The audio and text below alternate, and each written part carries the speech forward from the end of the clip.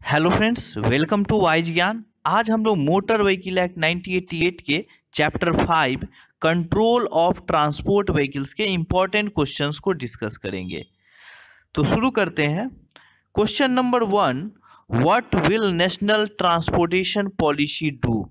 Okay, तो जो national transportation policy जो इंसर्ट हुआ है 2019 के अमेंडमेंट में, इसको इंसर्ट किया गया है नेशनल ट्रांसपोर्टेशन पॉलिसी को।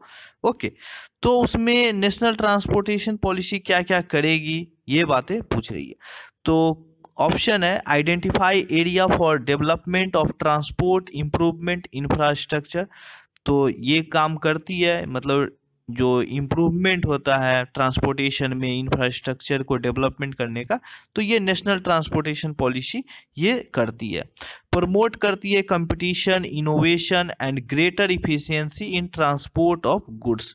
तो ये भी काम नेशनल ट्रांसपोर्टेशन पॉलिसी है वो करती है। Establish the framework of grant of permit and schemes. तो ये भी चीजें करती है। तो इसका जो आंसर होगा ऑल। ओके, नेक्स्ट जो हमारा है question number 2, transport vehicle that not required any permit to run on public road if it is belong which of the following category. Means कि जो ट्रांसपोर्ट व्हीकल है, तो हर ट्रांसपोर्ट व्हीकल को permit चाहिए, तो इसमें से किस केसेस में किस चीज़ों को जो पब्लिक रोड पे चल रही है तो उसे परमिट की आवश्यकता नहीं है। यूज फॉर रोड क्लीनिंग, जो ट्रांसपोर्ट व्हीकल है वो रोड क्लीनिंग का काम करती है, तो इस केसेस में परमिट की आवश्यकता नहीं है। तो ये सही बात है। Vehicle used for towing, towing मतलब कि खींचने के लिए, ये सब के लिए यूज जब जो व्हीकल होता है तो उसकी भी परमिट की आवश्यकता नहीं होती है। ओके, तो ये भी सही है। Vehicle use for conveyance of crops. Okay, agricultural field में भी जो ये काम करती है जो, ओके, तो ये सब चीज़ों में ट्रांसपोर्ट व्हीकल को परमिट की आवश्यकता नहीं है। जैसे कोई अर्थक्वेक हुआ, कोई इमरजेंसी केसेस में, इस तरह के जो व्हीकल होते हैं जो सेंट्रल गवर्नमेंट के व्हीकल्स होते हैं, तो ये सब चीज़ों को मतलब परमिट की आवश्यकता नहीं होती। तो इसका जो आंसर होगा all. Okay, trip means, question number 3 जो है ट्रिप मीन्स ट्रिप को कैसे डिफाइन किया जाएगा ये क्वेश्चन पूछ रहा है। तो ऑप्शन है a single journey from one point two another. Means कि एक पॉइंट से दूसरे पॉइंट में जाने के लिए जो सिंगल जर्नी होगा तो वो ट्रिप कहलाएगा। ऑप्शन बी है journey from one point two another and return journey. Means कि यहाँ से यहाँ गए और फिर रिटर्न किए, तो ये ट्रिप कहलाएगा। ये टोटल जो हम मूवमेंट हुआ, यहाँ से यहाँ गए फिर यहाँ से रिटर्न है, तो ये ट्रिप कहलाएगा। या सी जो ऑप्शन है total journey in one day, means एक दिन में टोटल जर्नी कितना भी करता है, कितना भी डिस्टेंस वो कवर करता है, ये ट्रिप कहलाता है। या ऑप्शन डी है नन। तो इसका जो आंसर होगा option number a single journey from one point two another. Okay, जो एक पॉइंट से दूसरे पॉइंट पे अगर कोई जाता है तो मतलब उस रूट में जो रूट से वो जाता है तो वो एक ट्रिप है, मतलब एक पॉइंट से दूसरे पॉइंट पे वो पहुंचता है तो वो ट्रिप कहलाता है। Okay, question number 4, A permit other than A temporary permit shall be effective from the date of issue or renewal for a period of dash years। Okay, तो क्वेश्चन में 4 में पूछ रहा है कि जो टेम्पररी परमिट को छोड़ के जो परमिट, जनरल परमिट जो इशू होते हैं, वो उसका जो वैलिडिटी होता है कब तक होता है। तो इसका जो आंसर होगा 5 ईयर्स। परमिट की वैलिडिटी 5 साल के लिए होती है। ओके, ये सब जितने भी क्वेश्चंस हमने मतलब कर रहे हैं, ये सारे क्वेश्चन हमारे पॉइंट ऑफ व्यू से हैं।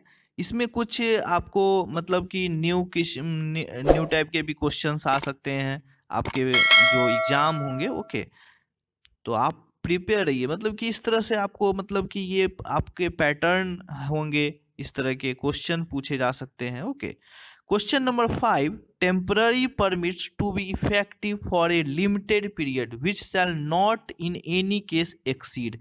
मीन्स कि जो टेम्पररी परमिट इशू होता है, हम लोगों ने परमिट के बारे में पढ़ा, लेकिन जो टेम्पररी परमिट होता है, जैसे किसी को सीजनल ज़रूरत है मतलब कि अब हमें जैसे परमिट ऐसा नहीं कि हर लोग को मतलब जरूरी हमेशा के लिए रहता है, कुछ स्पेसिफिक काम के लिए या स्पेसिफिक पीरियड के लिए ही चाहिए, तो उस केस में वो लोग टेम्पररी परमिट इशू करवा लेते हैं। तो जो परमिट होता है टेम्पररी परमिट, वो इफेक्टिव वैलिड होता है 4 मंथ्स के लिए। ओके, तो आपको याद रखना है कि जो टेम्पररी परमिट होता है वो 4 मंथ्स तक के लिए ही वैलिड होगा maximum. Okay, question number 6, permits of motor vehicle can be cancelled in case of dash.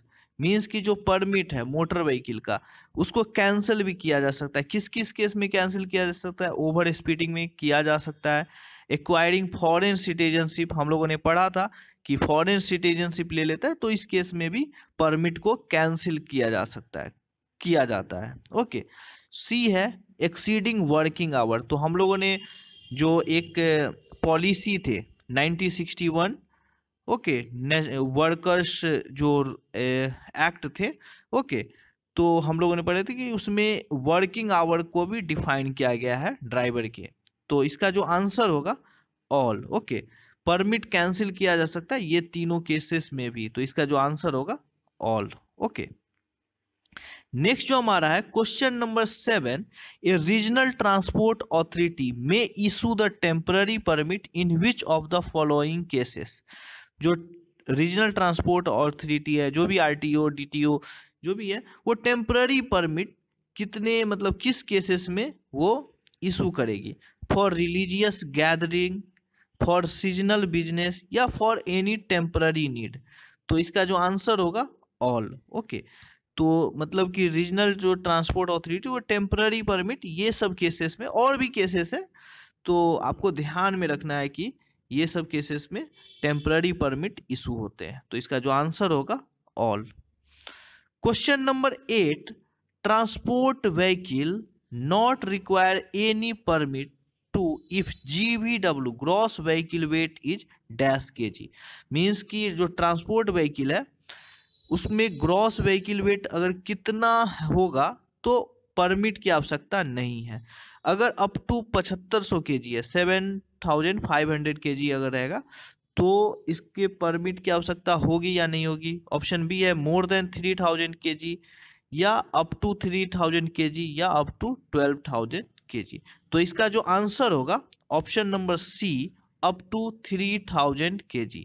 Okay, means कि 3000 kg अगर किसी व्हीकल का ग्रॉस व्हीकल वेट है तो उसे परमिट की आवश्यकता नहीं होती है। ओके, क्वेश्चन नंबर 9, ए गुड्स कैरेज परमिट। आपको यहाँ पे ध्यान रखना हो, ये गुड्स कैरेज परमिट के बारे में बोल रहा है। गुड्स कैरेज जो गुड्स कैरेज व्हीकल्स होते हैं उसके बारे में बात करिए।